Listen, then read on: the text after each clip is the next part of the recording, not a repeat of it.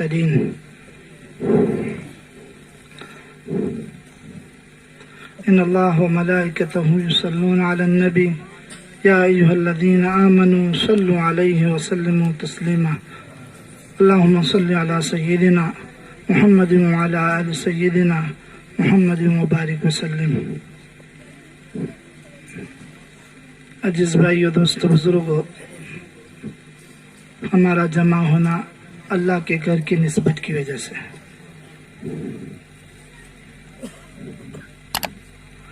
یاد رکھو دنیا میں نسبت بہت ضروری ہے اور اسی نسبتوں سے کام چلتا ہے۔ اللہ کرے ہماری نسبت جناب محمد رسول اللہ صلی اللہ علیہ وسلم کی امت میں ہے، اللہ تعالی ہمیں صحیح سمجھ والے بنا دے۔ اس لیے یہاں جو جمع ہوئے ہیں وہ اللہ کے گھر کی نسبت ہیں۔ مجمع ارادہ کرے، نیت کرے کہ انشاءاللہ آج بھی ہم نمازی ہے، اللہ ہمیں مرتے دم تک تو نمازی رکھنا۔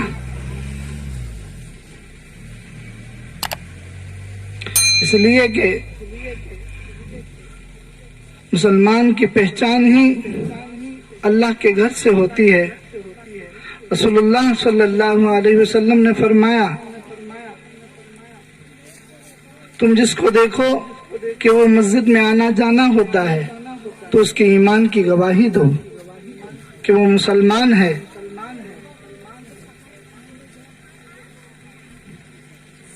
اس لیے اللہ کے نبی صلی اللہ علیہ وسلم مکہ سے ہجرت کر کے مدینہ آئے تھے تو رحمت دو عالم صلی اللہ علیہ وسلم وہاں آ کر آپ نے اپنی بیوی زوجہ کا کوئی مکان کی فکر نہیں کی،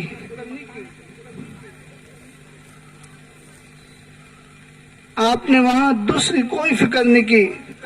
اللہ کے نبی صلی اللہ علیہ وسلم نے سب سے پہلی جو فکر کی وہ مسجد کی فکر کی۔ اللہ کے نبی صلی اللہ علیہ وسلم کی اونٹنی اس جگہ پر جا کر رکی جہاں ایوب انصاری رضی اللہ تعالیٰ عنہ کا مکان تھا، اور اسی کے سامنے جو جگہ تھی دو یتیم حضرت سہل اور سہیل رضی اللہ تعالیٰ عنہ کی جب اللہ کے نبی صلی اللہ علیہ وسلم نے کہا کہ یہ جگہ کس کی ہے، وہاں پر مسجد بنائی جائے، تو کہا کہ یہ دو یتیم بچوں کی ہے۔ اللہ کے نبی نے کہا کہ اس کو خریدی جائے گی اور اس کی قیمت حضرت ابو بکر صدیق رضی اللہ تعالیٰ عنہ نے ادا کی۔ 10 دینار جو قیمت تھی وہ ابو بکر نے ادا کی۔ اس سے پتہ چلتا ہے کہ مسجد کی جو جگہ اللہ کے نبی نے ہمیں یہ بتلا دیا کہ اگر اللہ کے نبی صلی اللہ علیہ وسلم نے ان دونوں یتیم بچوں کو بلایا تھا اور کہا تھا کہ یہاں ہم مسجد بنانا چاہتے ہیں، تو ان دو بچوں نے کہا اللہ کے نبی صلی اللہ علیہ وسلم اجازت ہے یہیں پر بنا دیجئے، مگر اللہ کے نبی نے قیمت دے کر اس جگہ کو خریدا۔ اللہ معاف فرمائے، جو لوگ مسجد کے آزو بازو جو رہتے ہیں چھوٹی چھوٹی جگہ کر کر کے مسجد پر قبضہ کر لیتے ہیں، یاد رکھو ہم میں اور ان میں کوئی فرق نہیں ہے جنہوں نے ہماری مسجدوں پر قبضہ کیا ہے، اور ہم مسلمان ہوتے ہوئے مسجد کی جگہ کو ہم قبضہ کر رہے ہیں۔ اس لیے اس کی فضیلت بھی بڑی آئی ہے، مگر آپ کی نیت یہ ہے کہ میں اللہ کے گھر میں ایک اینٹ دے دوں۔ یاد رکھو آپ کا دینا اتنا ہے جس کے دربار میں آپ دے رہے ہو، اور دربار کا مالک جو اللہ ہے وہ بہت بڑا ہے۔ اس لیے दुनिया में सबसे प्यारी जगह सारी जगहों में वो अल्लाह का घर है। एक दिन आएगा कि सूरज मगरिब से निकलेगा, जन्ने वाली माँ अपने बच्चे को भूल जाएगी, हमल में पेट में बच्चा होगा, वो बच्चा जमीन पर गिर जाएगा, दुनिया दरहम बरहम हो जाएगी, सारी जमीन खत्म हो जाएगी, मगर वो जगह बाकी रहेगी जिस जगह पर अल्लाह का अगर मस्जिद होगा वो जगह बाकी रहेगी। और दुनिया की सारी मसाजिद एक अल्लाह के घर काबतुल्लाह में जमा हो जाएगी और काबतुल्लाह के साथ ली जाएगी। इसलिए अल्लाह के घर बनाना ये नीयत के साथ कि अल्लाह उसका बदला देगा तो अल्लाह देगा। हजरत औरंगजेब रहमतुल्लाह अलैह के जमाने में एक बुजुर्ग थे, एक फकीर, हजरत सरसंद रहमतुल्लाह अलैह।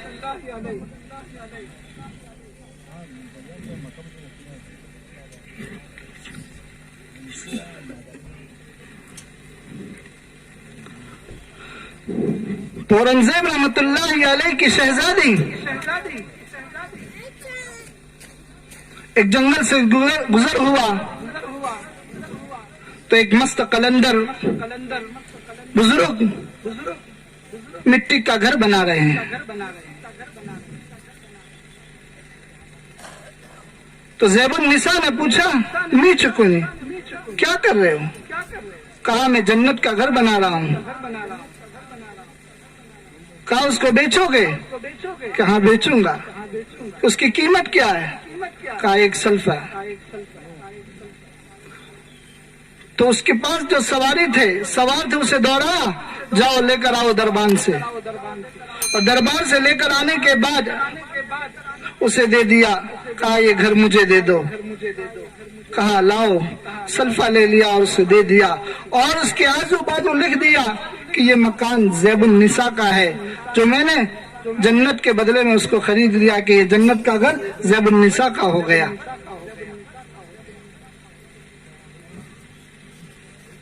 मगर ज़ैबुन निसा उस बुजुर्ग घर को तोड़ दिए, चले गए और ज़ैबुन निसा अपने दरबार की तरफ आई, अपने काम में लग गई। रात का वक्त था, तहज्जुद की नमाज का वक्त था। शाही दरबार का खादिम ज़ैबुन निसा के दरवाजे पर दस्तक देता है। कहा आली जनाब तुम्हें बुला रहे हैं। ज़ैबुन निसा शहजादी डरने लगी कि रात के वक्तों में अभी मुझे बुला रहा है, क्या बात है? आई, कहा क्या हुजूर? अब्बा हुजूर बता। कहा तुमने आज कोई सौदा किया है? क्या नहीं, कोई सौदा नहीं किया। बताओ मैं जाकर आया हूँ। कहा बताओ। नहीं आज मेरा कोई सौदा नहीं। कहा तुमने अपना घर जन्नत में बनाया है, उसका सौदा किया है? कि नहीं। फिर उसे याद आया, पूरा वाकया बताया कि हाँ मस्त कलंदर जो बुजुर्ग थे उनसे मैंने 1 सल्फा के एवज उस घर को खरीदा था और उसने कहा था कि तेरा घर जन्नत में तुझे मिल जाएगा। कहा औरंगजेब रहमतुल्लाह अलैह ने कहा आज रात मैंने ख्वाब देखा और उस घर को मैंने देखा और घर के अंदर कहा कि ये मकान तेरे दरवाजे पर लिखा गया था कि ये ज़ैबुन निसा का मकान है। मैंने अंदर जाने की कोशिश की, वहाँ के दरबान ने मुझे जाने नहीं दिया। कहा कि उन्होंने खरीद लिया है। सुबह हुई, औरंगजेब रहमतुल्लाह अलैह ने उन्हें बुलाया और उस सरमंद रहमतुल्लाह अलैह को बुलाकर कहा कि लाओ आपको मैं कीमत देता हूँ, ये घर बना कर दो। बुजुर्ग ने कहा औरंगजेब रहमतुल्लाह अलैह को आली जनाब हर रोजाना उसका सौदा नहीं हुआ करता है, हर रोजाना उसका सौदा नहीं हुआ करता है। मेरे भाइयों, जो अल्लाह का घर जमीन पर बनाता है, अल्लाह उसका घर कहाँ घर बनाएंगे? कहाँ घर बनाएंगे? जन्नत में घर उसका बनाएंगे। तो हम अल्लाह के घर की इज्जत करें। ये घर बन जाता है मगर उसको वैरान नहीं। जिस गली जिस मोहल्ले को अल्लाह वाले फरमाते हैं वैरान हो तो समझ लो कि वहाँ की मस्जिद वैरान है। अगर वहाँ की मस्जिद आबाद है तो समझ लो कि वहाँ का मोहल्ला आबाद है। करेंगे आबाद इंशाअल्लाह। जिंदगी का कोई भरोसा नहीं है, अपनी जिंदगी याद रखो, एक वो जहां, एक ये जहां, और बीच का जो फासला है वो एक सांस का फासला है। अगर ये सांस चल गई तो ये जहां, वो सांस रुक गई तो कौन सा जहां? डर गए क्या? रामदूर वाले मरने से डरते हैं, तो फिर कौन सा जहां? आसमान पर वो जहां। तो उस जहां के लिए अपनी जिंदगी की फिक्र करना है। इरादा करें, नियत करें कि इंशाअल्लाह हम 5 वक्त की नमाज पढ़ेंगे। हाँ, ये नमाज पढ़ेंगे। अल्लाह के नबी सल्लल्लाहु अलैहि वसल्लम ने फरमाया नमाज दिन का सुकून है। हाँ, फिर मस्जिद में पढ़ते हुए जितना काम है, और अपनी मस्जिद को सिर्फ नमाज के लिए। अल्लाह माफ करे, हमारा ये इलाका आज मस्जिद के अंदर मस्जिद तो बना लेते हैं, मगर मैं याद रखो इन उलमा रब्बानीयीन के, उनकी हाजिरी में कह रहा हूँ कि आज हमारा ये इलाका हालों के अंदर निकाह पढ़वाते हैं, मस्जिद के अंदर निकाह पढ़ाने के अंदर हमारे लोगों में ऐब समझी जाती है।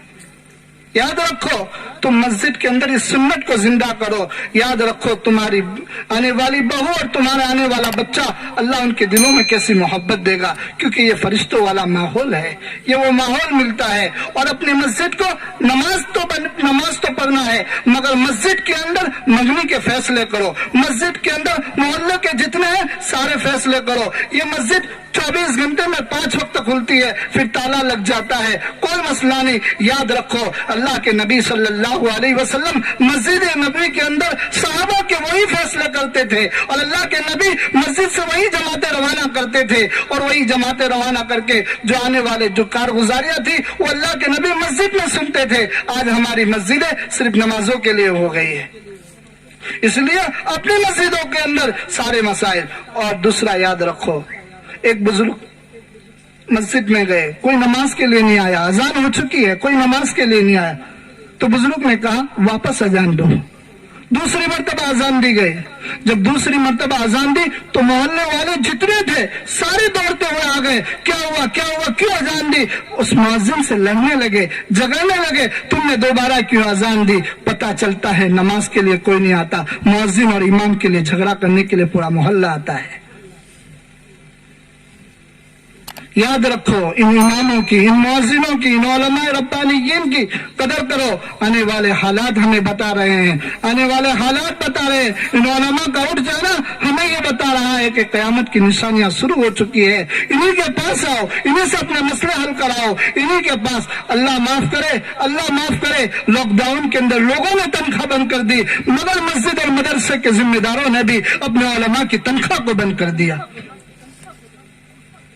एक हाफिज साहब से मुलाकात हुई, उस हाफिज साहब ने कहा हमारी मस्जिद के जिम्मेदार पूरे मोहल्ले में अनाज तकसीम कर रहे थे, मेरा छोटा मासूम बच्चा उनको देख रहा था, अनाज देते देते मेरे बच्चे ने कहा अब्बा कुछ दे रहे हैं। मैं देखने गया, मैं आग के मारे, शर्म के मारे वापस अंदर आ गया। मैं अंदर आया, मुझे उन्होंने वापस दरवाजा खिड़खिड़ाया, मौलाना हाफिज साहब दुआ करो, ये सामान जरा मोहल्ले में लेके आते, अल्लाह कबूल फरमाए। तुमने उस इमाम को पूछा, तुमने उस हाफिज को पूछा जिसके पीछे तुम नमाज पढ़ते हो, तुमने उसके घराने की हालत को नहीं देखा, और रात भर अपने मासूम बच्चे को रोते हुए छोड़कर, बिलखता हुआ छोड़कर तुम्हारी फजर की नमाज के लिए, तहज्जुद की नमाज में उठकर तुम्हारे लिए दुआएं करता है। तुम अपनी शादी के अंदर अभी कुछ गुज़श्ता हफ्ते एक निकाह पढ़ाने गए, तो मैंने वहाँ के इमाम साहब से पूछा मौलाना खाना हुआ? तो कहा नहीं हजरत अभी घर पे जाऊंगा तो खाना। तो कहा यहाँ दावत नहीं दी? तो कहा दावत नहीं मिली है। अल्लाह माफ करे, अल्लाह माफ करे। तुमने क्या समझा, तुमने क्या समझा, इन उलमा को क्या समझा? हजरत बिलाल रज़ी अल्लाह तआला अन्हु के बारे में आता है, अल्लाह के नबी सल्लल्लाहु अलैहि वसल्लम ने फरमाया बिलाल की गर्दन ऊंची होगी, इतनी ऊंची होगी। फरमाया अल्लाह के नबी सल्लल्लाहु अलैहि वसल्लम ने बिलाल की इतनी ऊंची गर्दन बताई, बिलाल का मकाम ये बताया। हजरत बिलाल रज़ी अल्लाह तआला अन्हु से पूछा कि जन्नत के अंदर में देखा ख्वाब के अंदर कि तेरी ऊँटनी मेरे आगे चल रही है, क्या बात है? हजरत बिलाल रज़ी अल्लाह तआला अन्हु ने कहा कि अल्लाह के नबी सल्लल्लाहु अलैहि वसल्लम मैं एक काम करता हूँ, मैं 2 रकात नमाज पढ़ता हूँ तहियतुल मस्जिद, और उसके बदले में अल्लाह ताला ने इस मकाम तक पहुँचाया है। याद रखो बिलाल का मकाम।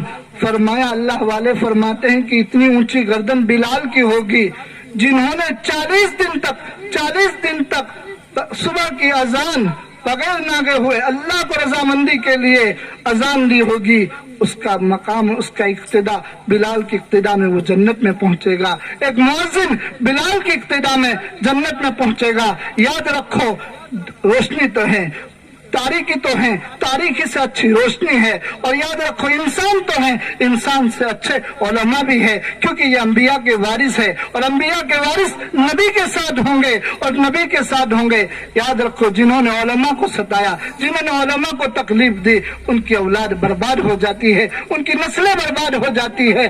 اللہ تعالیٰ ہمیں ایمان کی قدر والے بنائیں، ہمیں مؤذن کی قدر والے بنائیں۔ یاد رکھو، حالات کروٹ بدل رہے ہیں، انہی کے پاس دعائیں کرائیں، انہی کے پیچھے نماز پڑھیں، انہی کی غیبت ہم کریں، یہ نہیں ہو سکتا ہے۔ الحمدللہ یہ بستی بڑی پیاری بستی ہے۔ اللہ تعالیٰ ہم تمام کو ان علماء کی قدر نصیب فرمائیں، اور اللہ تعالیٰ ان کہی جانے والی باتوں پر ہم سب کو عمل کی توفیق نصیب فرمائیں، اور اللہ تعالیٰ ان اللہ والوں کا آنا ہماری بستیوں میں اللہ تعالیٰ وہ خیر کا ذریعہ بنائیں، اور جو بیمار ہے اللہ ان کو شفا کلی عطا فرمائے، اور جو اللہ کا گھر آباد ہوا ہے انشاءاللہ ایک مرتبہ پھر نیت کرو کہ انشاءاللہ ہم اس کو آباد کریں گے۔